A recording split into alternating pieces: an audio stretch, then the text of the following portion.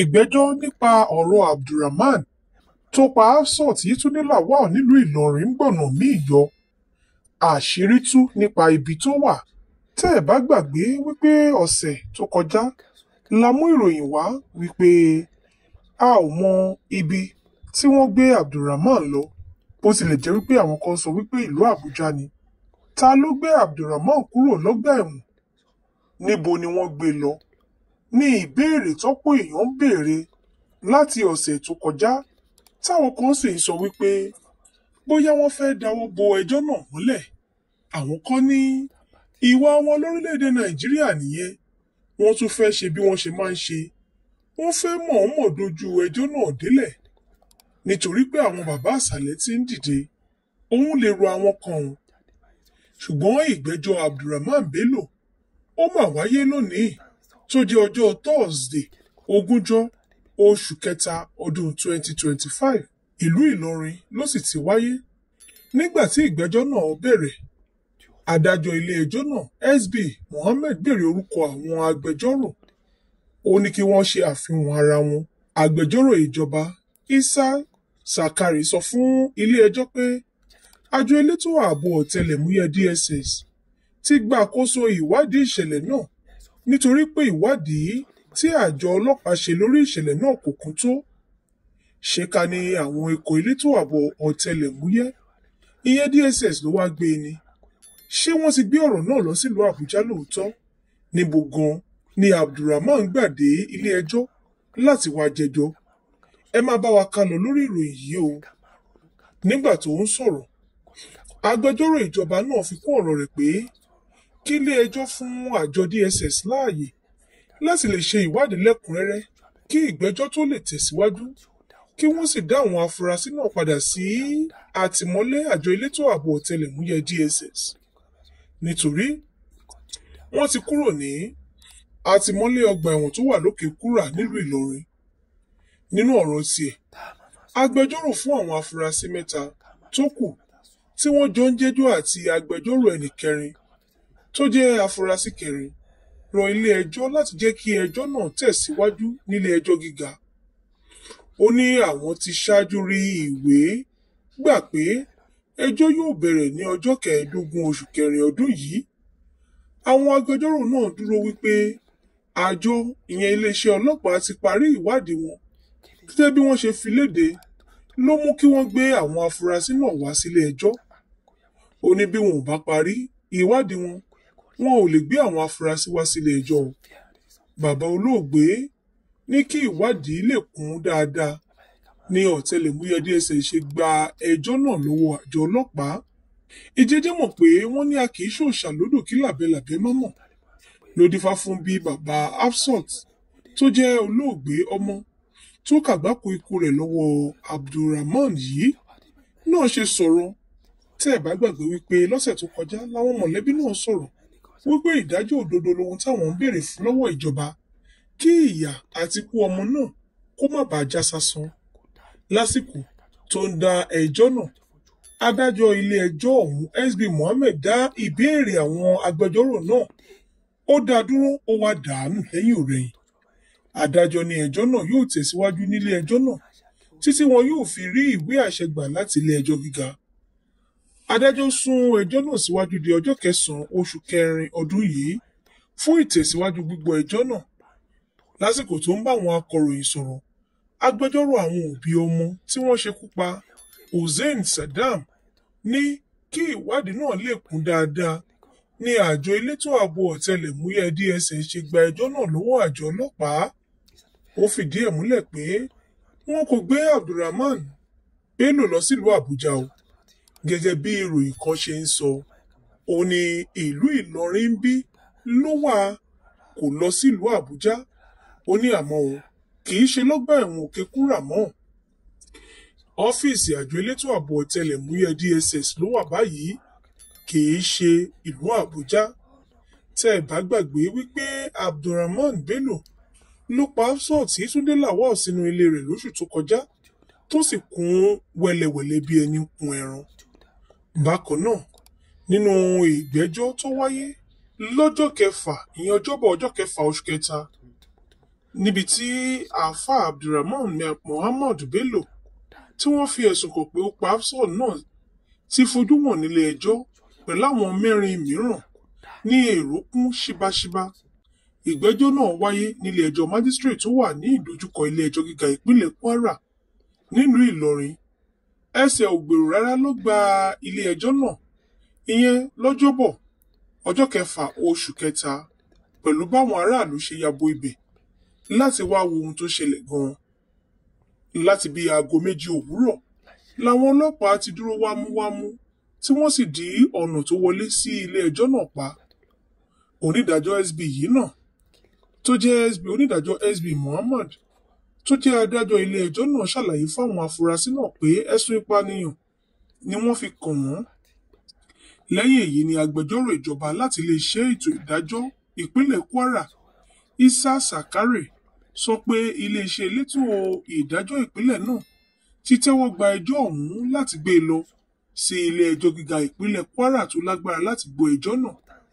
Agbẹjọ́rò àwọn òbí ọmọ tó dolóògbé AS Hussein ní òun náà faramọ́ ìgbésẹ̀ náà.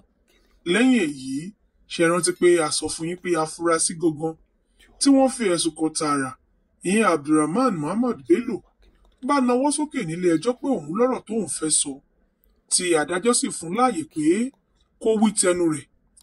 Abdulrahman ní òun nìkan ṣoṣo ní ọ̀rọ̀ ikú Hafsat Yetunde kàn.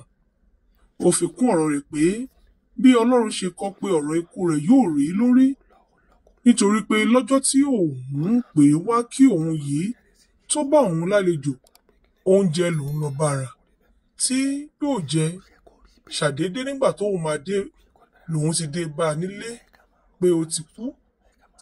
Ṣùgbọ́n àṣìṣe tí òun ṣe ni bí òun ṣe kún òkú rẹ̀ wẹ́lẹ́wẹ́lẹ́. Ó ní ohun tó sì fà tóun fi hùwà yìí ni pé aya òun já láti gbé òkú náà jáde. Abdulrahman bá rọ ilé ẹjọ́ láti dá wọn tó kù sílẹ̀.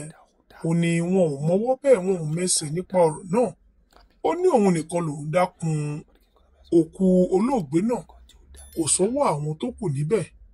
Nígbà tí adájọ́ bi léèrè ibi tí òkú Yétúndé wà, ó ní òun ti kún wẹ́lẹ́wẹ́lẹ́, òun sì mú àwọn ọlọ́pàá lọ síbi tí òun da èyí tó kù ara òkú ọmọbìnrin náà sí. Bákan náà ló sọ fún ilé ẹjọ́ pé ọwọ́ nìkan ṣoṣo ló kù tí wọ́n bá nínú ilé òun. Adájọ́ bi léèrè pé ṣé ọwọ́ èèyàn ni ohun tí wọ́n bá nínú ilé ẹ̀ lóòótọ́ àbí ọwọ́ ìnàkí. Ó fún adájọ́ náà lésì pé ọwọ́ ọmọbìnrin tó dolóògbé náà ìyẹn Hafsat Yetunde Lawal ni wọ́n bá, kì í ṣe ọwọ́ ìnàkí. Adájọ́ sọ pé òun kò lágbára láti tú àwọn afurasí yòókù tó ń béèrè wípé kí wọ́n tú sílẹ̀ nítorí ẹjọ́ tí ń lọ sílé ẹjọ́ gíga ìpínlẹ̀ Kwara. Agbẹjọ́rò fáwọn afurasí tó kù tí wọ́n mú náà pàrọwà sí ilé ẹjọ́ láti tú àwọn tó kù sílẹ̀ níwọ̀n ìgbà tó jẹ́ pé Abdulrahman ti jẹ́wọ́ wípé lóòótọ́ ni òun nìkan ṣoṣo ni òun dákun òkú ọmọ náà wẹ́lẹ́wẹ́lẹ́. Ó ní òun nìkan ṣoṣo lòun mọ̀ nípa ikú Yetunde Lawal, kò sọ́wọ́ àwọn tó kù ńbẹ̀. Ṣùgbọ́n adájọ́ ilé ẹjọ́ SB Muhammad ti wá sún ìgbẹ́jọ́ náà síwájú tó sì kọ̀ jálẹ̀ láti gba onídùúró tàbí tú àwọn tó kù sílẹ̀. Ẹjọ́ ọ̀hún náà ni wọ́n tún wá padà sẹ́nu ẹ̀ báyìí léyìí tó ń wáyé. Bákan náà tí ẹ̀ bá gbàgbé pé lọ́sẹ̀ tó kọjá la mú ìròyìn kan wá wípé ta ló gbé Abdulrahman afurasí tí wọ́n bá òkú Yétúndé nílé ẹ̀, ta ló gbé kúrò lọ́gbà ẹ̀wọ̀n tó wà nílùú Ìlọrin lókè Kúrà. Ibo ni wọ́n gbé e lọ tí àwọn tí wọ́n jẹ́ òṣìṣẹ́ ọgbà ẹ̀wọ̀n sì ń sọ pé àwọn ò mọbi tó gbé lọ o, ṣùgbọ́n ohun táwọn mọ̀ ni wípé àwọn òṣìṣẹ́ elétò ààbò kan ni wọ́n wá gbé. Ibi tí wọ́n sì gbé lọ ẹnikẹ́ni kò. Bó tilẹ̀ jẹ́ wípé ọ̀pọ̀lọpọ̀ ìròyìn ló ti jáde táwọn kan ń sọ wípé ìlú Àbújá ni wọ́n gbé lọ. Ṣùgbọ́n tako ohun tí àwọn èèyàn ń sọ yìí, kì í ṣe ìlú Àbújá o, gẹ́gẹ́ bí wọ́n ṣe fìdí ọ̀rọ̀ náà múlẹ̀ nílé ẹjọ́ lákòókò tí ìgbẹ́jọ́ ń wáyé lónìí. Wọ́n jẹ́ kó di mímọ̀ nínú ìròyìn tó kọjá náà ni a ti mú wá wípé a gbọ́ pé àwọn ọlọ́pàá ti gbé e kúrò lọ́gbà ẹ̀wọ̀n Òkè-Kúrà tó wà nílùú Ìlọrin ìpínlẹ̀ Kwara, ibi tí ilé ẹjọ́ ní kó wà títí ìgbẹ́jọ́ rẹ̀ yóò fi máa tẹ̀síwájú.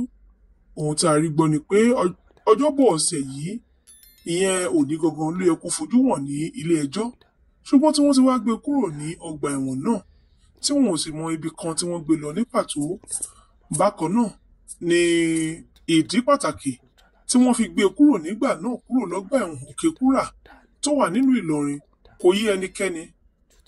Ẹni tó bá àwọn oníròyìn sọ̀rọ̀ láòkó náà tí wọ́n fi ọ̀rọ̀ wá lẹ́nu wò tó tún jẹ́ agbẹnusọ ọgbà ẹ̀wọ̀n Òkèkúrà nílùú Ìlọrin, ọ̀gbẹ́ni Phillips, sọ wípé ṣàdédé ni àwọn ọlọ́pàá wá gbé kúrò lọ́dọ̀ àwọn tí òun kò sì lè sọ ibi tí wọ́n gbé lọ ní pàtó, ṣùgbọ́n tó fìdí ẹ̀ múlẹ̀ pé kò sí Abdulrahman Mohammed Bello lọ́dọ̀ àwọn mọ́, ìyẹn ní ọgbà ẹ̀wọ̀n tó wà l'Ókèkúrà. Agbẹnusọ iléeṣẹ́ ọlọ́pàá ìpínlẹ̀ Kwara, Èjìrẹ́tóhun Adéyẹmí náà fìdí ẹ̀ múlẹ̀ fáwọn oníròyìn pé ẹjọ́ náà ti kúrò lọ́dọ̀ àwọn, ó ti wà ní ìkáwọ́ ẹ̀ka tó ń ṣèwádìí ìwà ọ̀daràn fún ìjọba àpapọ̀, ìyẹn FCID. Lọ́jọ́ keje oṣù yìí ni Abdulrahman àtàwọn mẹ́rin míì farahàn nílé ẹjọ́ májísírèètì ìlú Ìlọrin lórí ẹ̀sùn ìṣekúpa Hafsat. Lásìkò ìgbẹ́jọ́ náà, adájọ́ SB Mohammed tó ń gba ẹjọ́ náà sọ wípé kí wọ́n gbé àwọn afurasí náà lọ fi pamọ́ sí àtìmọ́lé títí tí ọ̀rọ̀ náà yóò fi máa tẹ̀síwájú. Bákan náà ni adájọ́ náà tún sọ wípé òun kò lè tú àwọn tí wọ́n béèrè náà sílẹ̀, ṣùgbọ́n ilé ẹjọ́ tó jẹ́ ilé ẹjọ́ gíga ìjọba ìpínlẹ̀ Kwara ni yóò máa tẹ́wọ́ gba ọ̀rọ̀ náà. Tẹ́ ẹ bá gbàgbé wípé ìṣẹ̀lẹ̀ ikú Hafsat ló wáyé ní nǹkan bí oṣù kan sẹ́yìn níbi tí ọwọ́ ti tẹ Abdulrahman pé òun ló ṣekú pa ọmọ náà lákòókò tí àwọn ọlọ́pàá tí wọ́n ń ṣiṣẹ́ ìwádìí lórí ikú ọmọ náà lẹ́yìn tí àwọn òbí rẹ̀ lọ fi ọ̀rọ̀ tó àwọn ọlọ́pàá létí pé wọn ò rí ọmọ wọn mọ́. Iṣẹ́ ìwádìí àwọn ọlọ́pàá yìí ló jẹ́ kí wọ́n rọ́wọ́ tó Abdulrahman léyìí tí wọ́n fẹ́ lọ lé rẹ̀. Nígbà tí wọ́n délé rẹ̀ ni wọ́n bá ẹ̀jẹ̀ èèyàn tó yọ sínú ike àti ọwọ́ olóògbé náà níbi tó kó pamọ́ sí.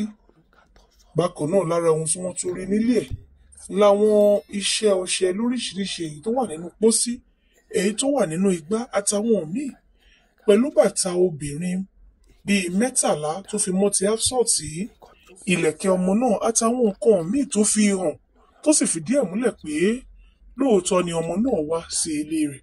Láti ìgbà náà ni wọ́n ti ń ṣe ìwádìí kíkún lórí ìṣẹ̀lẹ̀ yìí. Àwọn èyí tí wọ́n tún kó mọ́ gẹ́gẹ́ bí afurasí mọ́ Abdulrahman lára àwọn tí wọ́n jọ fi ẹ̀sùn kàn nínú ẹ̀sùn náà. Òun láti rí Sulaiman Muideen ẹni ọdún 28 ọkùnrin, Ahmed Abdulwasiu ẹni ọdún 41, Jamiu Uthman ẹni ọdún 29, Abdulrahman Jamiu tí òun tó ti nà pápá bora. Ṣùgbọ́n bó tilẹ̀ jẹ́ wípé ẹni tí ó mú gangan wípé òun ló ṣe ẹ̀ṣẹ̀ yìí tí wọ́n fi ẹ̀sùn kàn tààrà yìí, Abdulrahman ti jẹ́wọ́ pé kò sọ́wọ́ àwọn tó kù nídìí iṣẹ́ náà, ṣùgbọ́n tí iléeṣẹ́ ọlọ́pàá sọ wípé ilé ẹjọ́ nìkan ló láǹfààní láti yọ wọ́n. Tí ilé ẹjọ́ sọ pé ó dìgbà tí iṣẹ́ ìwádìí pa parí kí wọ́n tó lè gba onídùúró wọn. Ọmọbìnrin tí wọ́n dẹ̀mí ẹ̀ légbodò yìí ló jẹ́ ọmọ akẹ́kọ̀ọ́ tó wà ní ìpele tó kẹ́yìn nílé ẹ̀kọ́ gíga olùkọ́ni tó wà ní ìpínlẹ̀ Kwara, léyìí tí wọ́n dẹ̀mí ẹ̀ légbodò ní fọnáǹfọṣù. Ọ̀pọ̀lọpọ̀ àwọn àáfàá jàǹkànjàǹkàn ni wọ́n bẹnu àtẹ́ lu ohun tí arákùnrin yìí ṣe, ìyẹn àáfàá Abdulrahman. Lára wọn ni Zulu, Gàmbàrí àti àwọn ẹlòmíì tí wọ́n sì ń gba àwọn ọ̀dọ́ lámọ̀ràn láti ní ìtẹ́lọ́rùn, ìfaradà, ìwà pẹ̀lẹ́ kí wọ́n sì ní ìbẹ̀rù Ọlọ́run nínú gbogbo ohun tí wọ́n bá ń ṣe. Àwọn èèyàn bó tilẹ̀ jẹ́ wípé wọn ò fi bẹ́ẹ̀ ní ìgbàgbọ́ nínú ẹ̀ka ètò ìdájọ́, ṣùgbọ́n síbẹ̀ àwọn èèyàn ń pè, wọ́n sì ń rawọ́ ẹ̀bẹ̀ sí ìjọba láti rí wípé ìdájọ́ òdodo lórí ẹjọ́ náà wáyé kí wọ́n má sì fi igbá kan bọ̀kan nínú, pẹ̀lú ìrètí wípé ó di dandan ẹlẹ́ṣẹ̀ kan kì yóò lọ láì jìyà. Ṣùgbọ́n ní báyìí wọ́n ti fi ọ̀rọ̀ léde wípé Abdulrahman ló wà ní ọgbà àwọn àjọ elétò ààbò ọ̀tẹlẹ̀múyẹ́ DSS. Ìlú Ìlọrin náà ló ṣì wà, kì í ṣe ìlú Àbújá gẹ́gẹ́ bí àwọn ìròyìn kan ṣe gbé jáde. àti wípé fún kí ìtẹ̀síwájú iṣẹ́ ìwádìí tó rinlẹ̀ lè wáyé ní ìgbésẹ̀ tí wọ́n gbé yìí kí wọ́n lè túbọ̀ ṣiṣẹ́ ìwádìí náà bó ṣe tó àti bó ṣe yẹ ni wọ́n ṣe kúkú mú ẹni tí wọ́n fura sí ọ̀hún lọ sí iléeṣẹ́ àjọ elétò ààbò ọ̀tẹlẹ̀múyẹ́ láti wà ní àtìmọ́lé níbẹ̀ títí tí iṣẹ́ ìwádìí yóò fi parí. Ilé-ẹjọ́ ti wá sún ẹjọ́ náà síwájú sí ọjọ́ 4 oṣù kẹrin ọdún tá a wà yìí fún ìtẹ̀síwájú ẹjọ́ náà. Ẹ̀yin náà láǹfààní láti fi èrò àti ojú ìwòye yín ṣọwọ́ lórí ìròyìn yìí